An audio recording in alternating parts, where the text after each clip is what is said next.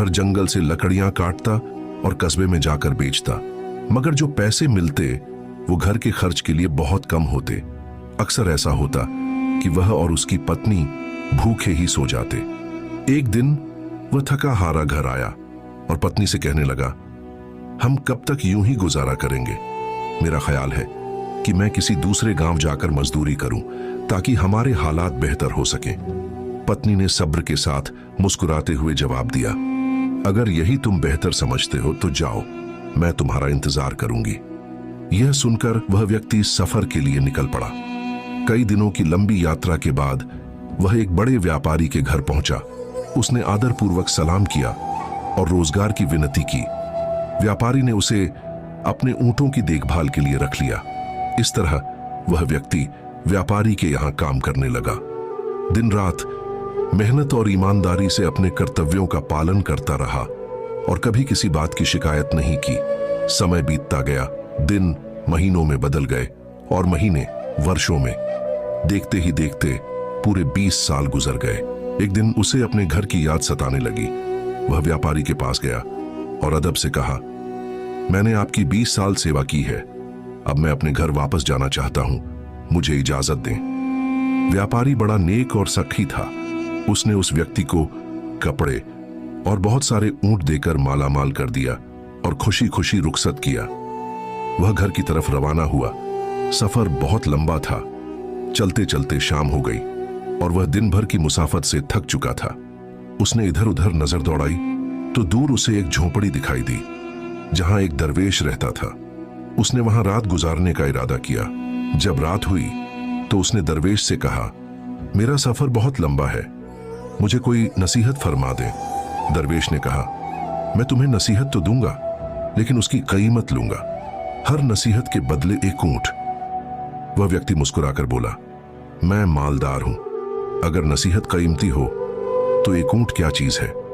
उसने पहला ऊंट दे दिया। दरवेश ने पहली नसीहत दी, जब भी आसमान पर सितारे एक सीधी कतार में नजर आए तुरंत किसी पहाड़ पर चले जाना। वह व्यक्ति हैरान होकर बोला, यह नसीहत किस काम की, कोई और नसीहत बताइए। दरवेश ने कहा, नई नसीहत की अलग कीमत होगी। उसने दूसरा ऊंट दे दिया। दरवेश ने कहा, जब कोई व्यक्ति बहुत ज्यादा खुशामद करने लगे और उसकी आंखों में शैतानी चमक दिखाई दे तो फौरन उससे दूर हो जाना, वह तुम्हें कत्ल कर देगा। वह व्यक्ति फिर बोला, यह नसीहत भी समझ में नहीं आई, एक और बताइए।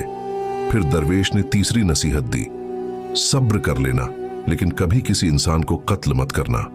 अगली सुबह वह 3 ऊंट देकर खामोशी से अपनी राह पर चल पड़ा। दिन गुजरते गए, सफर लंबा था और वह तीनों नसीहतें जहन से मंद पड़ गईं। एक रात वह एक गांव पहुंचा और वहां रात गुजारने का इरादा किया। जब वह सोने लगा तो उसकी नजर आसमान पर पड़ी जहां सितारे एक सीधी कतार में जगमगा रहे थे।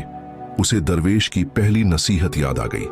फौरन वह अपना सारा माल लेकर पहाड़ पर चढ़ गया और उसी पहाड़ पर सुकून से सो गया। सुबह जब आंख खुली तो नीचे का मंजर देखकर हैरान रह गया।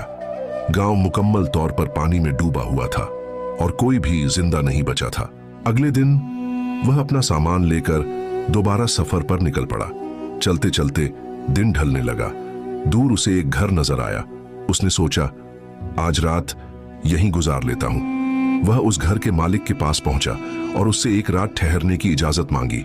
घर के मालिक ने बड़ी खुशामद की और उसे रहने की जगह दे दी, लेकिन उसकी आंखों में अजीब सी शैतानी चमक थी। यह देखते ही उसे दरवेश की दूसरी नसीहत याद आ गई। रात को उसने अपना बिस्तर ऐसे फैला दिया कि लगे वह सो रहा है और खुद अपने माल के साथ चुपके से दूर हट गया। कुछ देर बाद उसने देखा कि वह व्यक्ति हाथ में खंजर लिए बिस्तर पर वार कर रहा था। वह फौरन वहां से निकल गया और अपनी जान बचा ली। आखिरकार कई दिनों के सफर के बाद वह अपने गांव के करीब पहुंचा। अचानक उसकी नजर अपने घर पर पड़ी जहां उसकी पत्नी किसी अजनबी नौजवान के साथ चारपाई पर सो रही थी। उसका खून खौल उठा। दिल में आया कि उस नौजवान को कत्ल कर दे। जैसे ही कदम आगे बढ़ाया उसे दरवेश की तीसरी नसीहत याद आ गई, सब्र कर लेना, लेकिन किसी का कत्ल मत करना। वह रुक गया।